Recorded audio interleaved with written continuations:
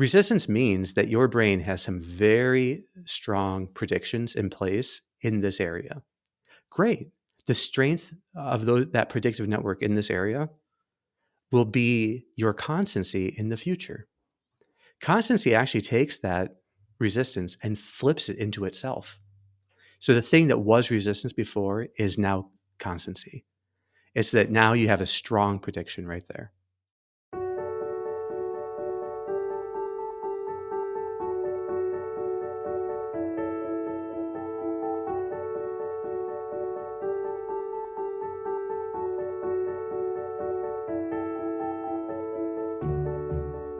Hey, this is Sharif here with another episode of The Golden Hour, joined by Dr. Kevin Majors. Kevin, great to be here with you. Hey, Sharif, great to be back. Well, I think we're going to have a really great episode today because it's about habits, which is one of my favorite topics, as you probably know, as many as know. We got this great question from someone about how to build habits and how to keep that progress going. So maybe I'll just start by reading it if that's okay with you. Sounds great. So this person says, I understand the general theory of OptimalWork to be that small approaches to challenge should habituate one to greater ability to approach and master a challenge the next time, and so on, in a virtuous cycle. Is that right? Is that a first okay premise? Yeah, it's fair. Okay, I think it's fair. This person continues. However, I observe in myself a quality that has posed a challenge to gaining traction in developing virtuous cycles. I observe a sort of Newtonian reaction, where each good action I take tends to be followed by an almost equal and opposite reaction for my inclinations or desires, either weakening some other good habit or area of behavior, or within the same behavior itself, my inclination to skip the good action increases in advance of the next time I plan to take it. Is there any fruitful way to understand or overcome this quality, or am I misunderstanding virtuous cycles as something that affects one's innate inclinations when it is really just related to the intellect? Okay, so yeah. So are virtuous cycles just related to the intellect? What does that even mean? That's a good question. I'm not sure what that element of it means, but there is definitely a role that the intellect plays in seeing a principle that you're committed to. When you're making a behavior change, the ideal that guides that process of improving your own behavior, I believe, is constancy. So constancy allows us to set a new course or to reevaluate our end. What is it we're aiming at? And then make sure that we're on track to get there. So constancy has this beauty where it can apply to, I don't know, a 25-minute task you're about to do, and you might get distracted during it, and that you stay on course until its end, until the end of the task. That's constancy. But it can also apply to the whole of your life and thinking about what is the main goal of your whole life, and are you on track to get there? And how do you course correct? So that ability to read where you are right now in relation to some plan of growth and then course correct. That's the essence of what constancy does. And that means being able to get through all the phases of change that might need to happen in a given case. So the more we love constancy, the easier it is to build new habits. Now, okay, so you've defined constancy as the ability to read the situation where you're at and course correct as necessary, I guess, in pursuit of the original goal. So you're maintaining this, Or a better one. or a better one. Okay. You might decide that the original goal wasn't high enough. Right. And I think Right. constancy there can set the bar higher again. Or Okay. the person using constancy will do that. Yeah. So now sometimes it might happen, I think, when you're starting a new habit that you realize actually this isn't the best goal for me. I mean, so I might say, hey, I want to start reading more frequently. It'd be great if I could read for an hour every single night to improve my cultural knowledge or just to get more familiar with, I don't know, the works of Shakespeare or something. Okay. So that's a very nice idea. But then when I started doing it and actually set aside the hour every night or every morning to do that, then I realize I don't have time for my other obligations, which are actually more important. So then I course correct and say, okay, I'm just actually not going to do this anymore. And that's not a bad thing necessarily. I haven't, I have kind of given up on the habit. So is that constancy or not, or a lack of constancy, would you say? Yeah, I think that the condition for constancy is that you have an end in mind. And I don't think that the means and the end are identical. So reading an hour a night, I would say is more of a means. It's a strategy you're using. Okay, what is it a strategy to attain? Well, it could be to deepen your kind of cultural knowledge or to deepen your learning in your own field. Okay, well, then that is what the end you're aiming at. And then you do need to be, I think constancy allows you to continually recalibrate the best means to attain that end. And if you happen to choose a path that isn't really sustainable, it is the role of constancy then, okay, recalibrate what's the sustainable approach here. So, and maybe reading on your own wouldn't be as fruitful as, I don't know, getting a group of friends together from time to time to read a work of Shakespeare together or to discuss it. Who knows? Whatever the example is. I think that once the end is clearly in mind, and this is the role of the intellect, to really perceive what is the best goal that I'm pursuing here? What's the ultimate end? Then you can see how it relates to other matters in your life because it might be that deepening your cultural knowledge as an end just doesn't really compete with spending time with family. And that spending time with family does need to come ahead of it. Okay, well then you're living constancy in a higher way, constancy in your commitment to your family.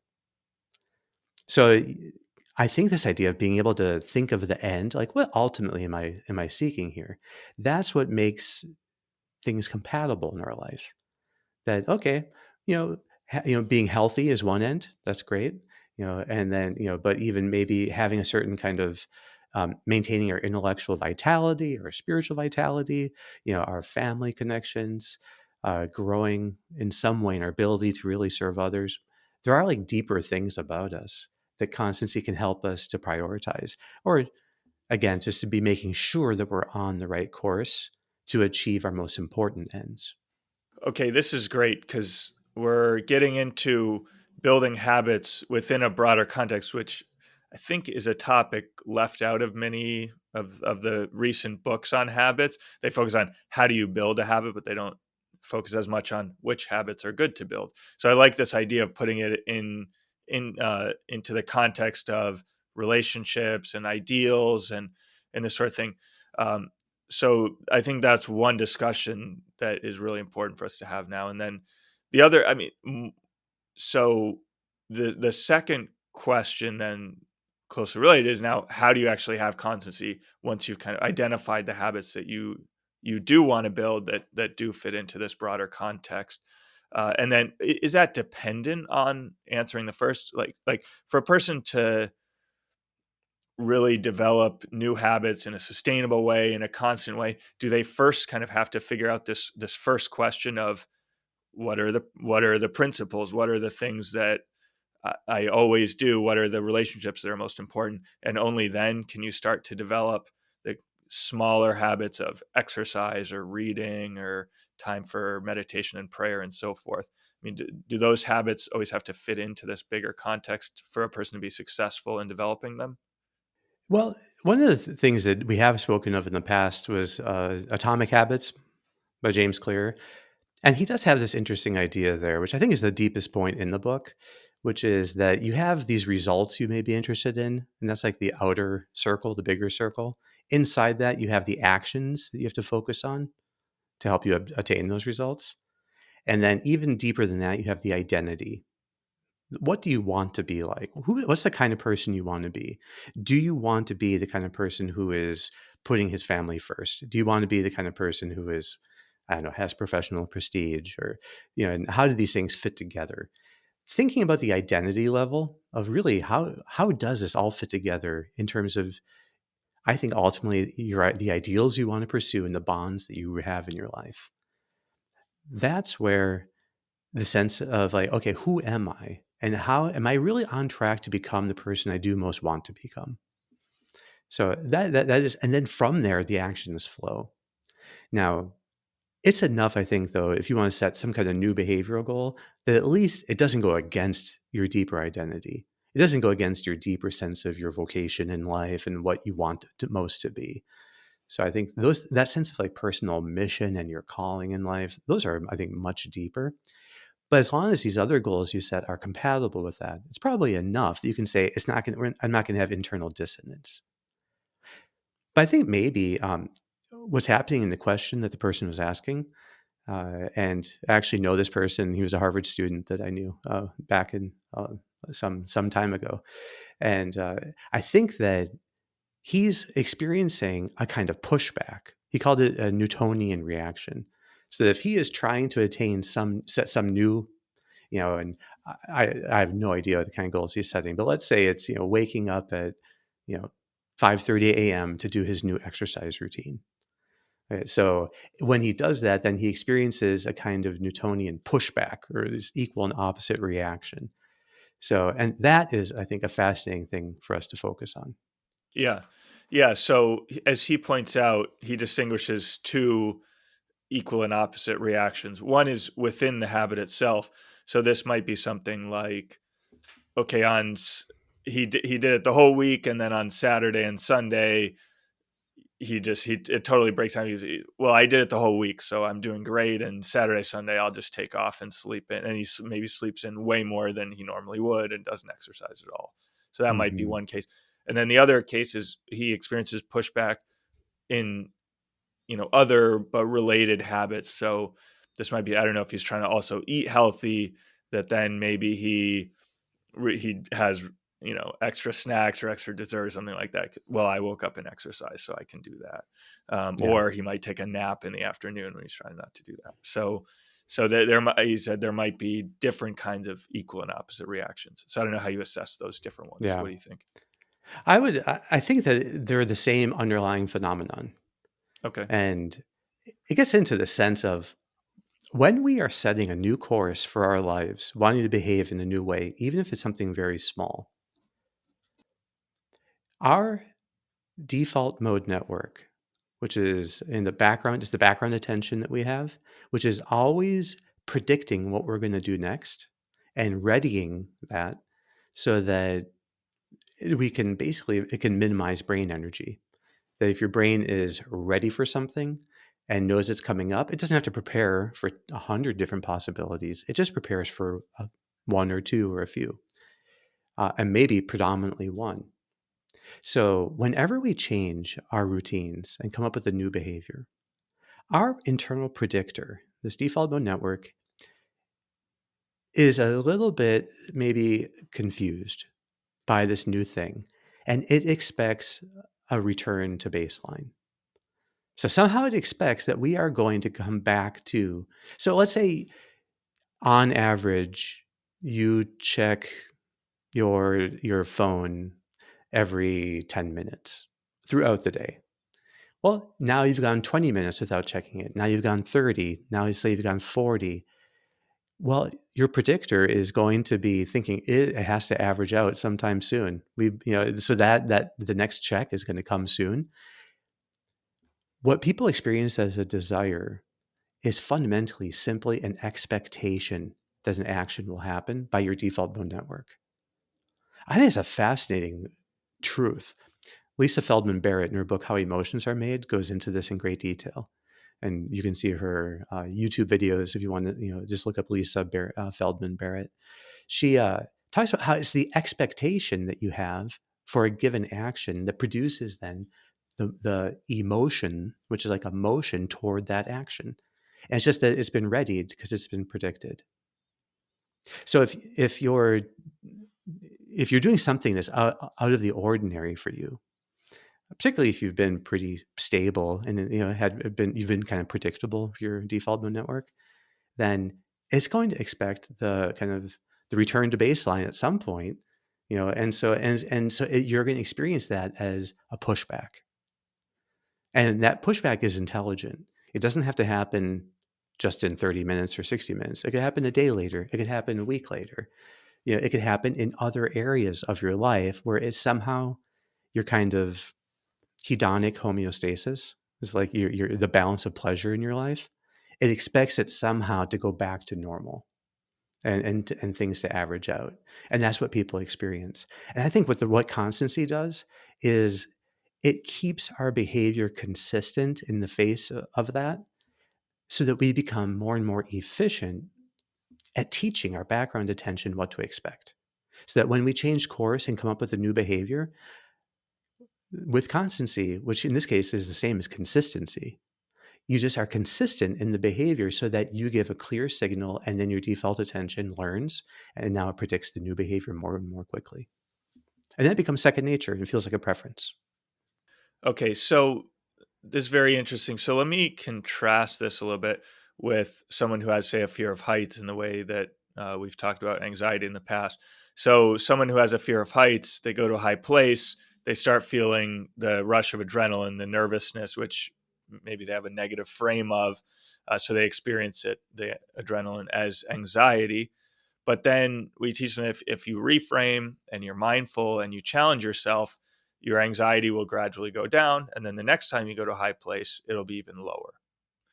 So that's kind of the basis for the virtuous cycle, that each time you experience it and you experience it fully, mindfully, reframed, it'll be lower the next time. And then it'll be easier to do it. And then it'll be lower the next time, and so on and so forth. So here you're saying there's kind of a confounding factor in certain cases where your default mode is trying to level things out. So yeah, I wonder if you could just clarify the relationship on the one hand between the virtuous cycle as you're teaching your brain, your emotions, that, hey, this is a good thing that I want, versus the confounding thing of the default mode.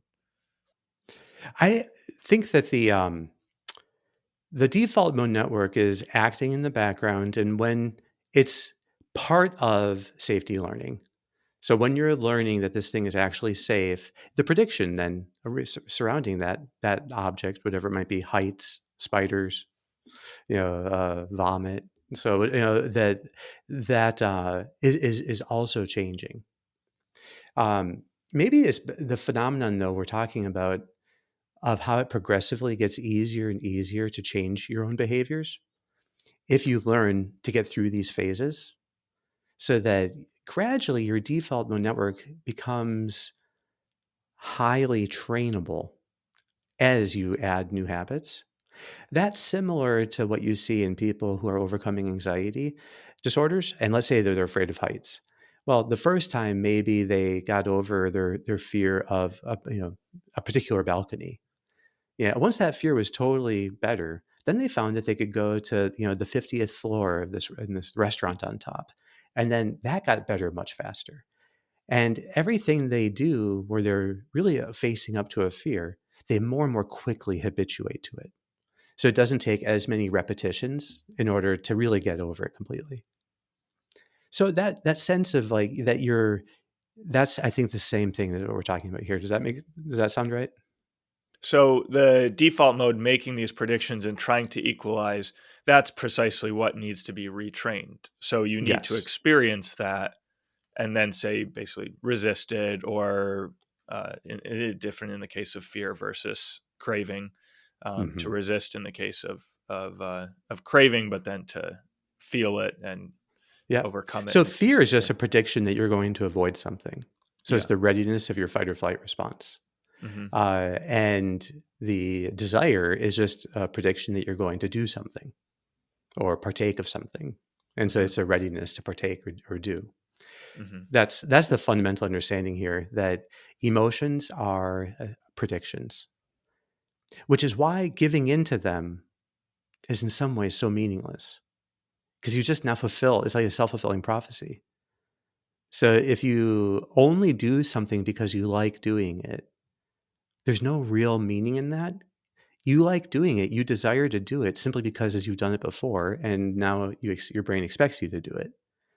So learning how to transcend doing things for emotional reasons, but instead thinking of the deeper meaning and the kind of, this is again what constancy does. So it allows us to transcend the predictions of our own default mode network, whether we're going to do something or avoid something, whatever that prediction was, whatever the fear or desire is, we're able to shape it and transcend it by charting a course that is more meaningful, what's the kind of person we want to be? Are we the kind of person, do we want to become the kind of person who does this or not? So do we want to be free of this bad habit? Okay, if you want to be free of the bad habit, then you commit to being that kind of person, expecting that you're going to get pushback, and that is just that's like a signpost on the right road. The feeling of pushback, and that you experience it willingly. And what can happen is when you get pushback, it can be bewildering. It can be disorienting. People can get like, and the typical thing that happens is the reason for doing something changes. Instead of doing it because it's the kind of person they want to become, they might, in the pinch, do it so they can prove to themselves that they can do that. Well, doing something, proving to yourself that you can do something, say wake up at 5:30 every day. Well, after you've done it for like a week or two, you're going to say, yeah, I guess I've proven that I can do that. And then you stop doing it. Like you'll lose the motivation because you got the proof. So many times people will set out on a course of improving their behavior because really they want to burnish their, I think this is I think a natural thing. It's not necessarily bad, but they want to see themselves as the kind of person who can do that. They want to prove to themselves that they can do that. And my point is, oh, fine, but that's not enough. Once you get to the behavior down enough, you're going to think, why am I doing this? Okay, now that I know I can do it. That's why you have to have a deeper motive. So constancy in the first place is about your motive. Why are you doing this thing? Why are you improving yourself in this way? And then it's about, secondly, continually updating your strategies to make sure you're on the right road to get there. Yeah. I just want to touch briefly on something that you said at the beginning of that great response, which is this thing of that it's when it's difficult is when you're doing the training. Because when we're talking about habits, I mean, this might be actually a big change in the way I think about habits, but it's often talked about habits are built through repeated action. And it seems to me like you were saying that actually it's not the repeated action that builds the habit. If you just do something, some new behavior, and it's very easy, you might be doing the new action, but you're not really building the habit. You don't really build the habit until it becomes difficult and the default mode makes this contrary prediction, and you actually do experience this kind of Newtonian equal and opposite reaction, and then you still persist with the habit with the virtue of constancy. So it seems like you're saying you actually need that reaction, that internal reaction from the default mode network, from these emotions that need to be reordered, in order to actually build the habit. Is that right? Yeah, it fits with what I've heard a very wise person say, that uh, you can't hang a picture on a wall if there's no resistance when you nail. So the resistance is just a measure of the density there of the wall. And you want it to be, now, not impenetrable, but you want it to be, resistance is not a bad sign. Resistance means that your brain has some very strong predictions in place in this area. Great.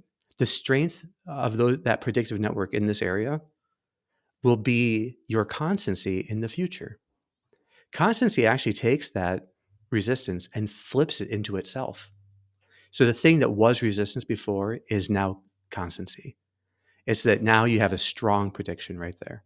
Okay, great. Yeah, Kevin, I think people need to have the sense that when they're doing these new actions or starting these new habits, that it's kind of like internally, you're digging, and when you find this resistance, that's when you really struck gold. So like you would advise this person, okay, when you're now that you have this equal and opposite reaction, now you have something to work with. Now you're really shaping yourself. So don't see that as a bad sign that the virtuous cycle somehow was never formed, or you can't change in this way, but see it as, hey, this is the opportunity.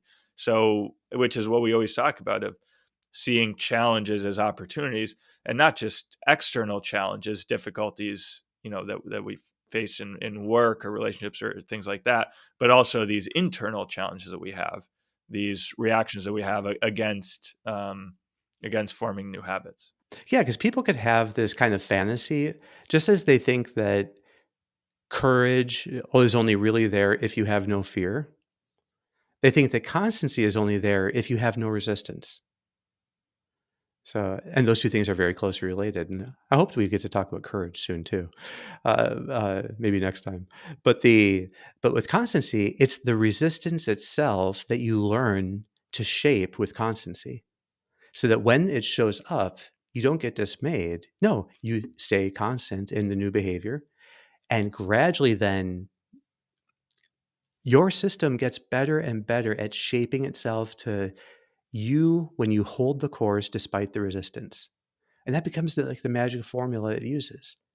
Because it doesn't really happen that many times in our day that we're going against resistance in that way. So our system can tell when we're doing it and then help to adjust more quickly. And you can experience it then as then a new solidification in the habit. So, but the initial phase, welcome the resistance, feel it, see that this is just a necessary part of it, continue doing the new behavior. And then you'll be able to just be curious next time, what's the resistance like? And after that, what's it like? And after that, and you'll see that it does start to change, and then it helps you to form an even more solid, new constant habit. Yeah, and it seems like as the costs of starting the new behavior, those change, the difficulty associated with it. It's also the case that the benefits change too. So that early on in developing a habit, you might see some great progress. Like if you're running, it might be that your first run you're kind of slow, and then your second run you're actually much faster, and your third run you're much faster. But over time, those benefits you tend to plateau in your speed, and each to improve a little bit requires a lot more effort. It might then take a whole month to improve your time 2 seconds, where sometimes people get stuck at the same time for years just improving a second. So how do you advise people to deal with that situation where it's not that the difficulties have increased necessarily, but it's just that the benefit that they were used to experiencing, that maybe they'd gotten attached to, of getting faster, for example, in the case of running, that they no longer experience that? How should people react in that situation? Well, I think that, again, what constancy does is keeps the end in mind and raises it if need be. So, is the real goal there to really just shave a second off of time? What what's that serving? To me, that could seem potentially meaningless, right? So, but if it's in pursuit of an ideal, well, they may be still making progress toward that ideal, even if it's not reflected in their time. It could be reflected in other things. For one, keeping up a time as their age progresses, or if they are working through a particular injury. So who knows? I think that you still want to you can't just have a result, an outcome as a goal, and then use constancy as a way of like a technology to get there. It's built into constancy that it's questioning the end and raising it back up again if needed. So I think that there is a natural upward tendency in constancy to be searching for the higher and higher ends. Constancy is the ideal that governs, I think, our self improvement. Allowing us to shape new behaviors. I think it's just built into constancy that it continually seeks the higher ground to raise the sights, which means higher and higher ideals, deeper and deeper bonds. So that as you are aiming for the highest ideals and deepest bonds in your life and making that now the center of your life, constancy then helps you to keep that intention present in every small action. So that gradually your highest ideals permeate every smallest action in your life. So I don't think constancy is about the external results. I think in the end is there's a whole new world of deepening your motive for doing something and then keeping that motive bright and making it brighter and brighter as you repeat those actions. Awesome. Well, hey, Kevin, I think that's a really great note to end on for us, and All right, we're sure. basically out of time here. Yeah. Well, thanks again for your questions. Yeah, thanks a lot for your insights. Great, Kevin. We'll be back next week. See you next week.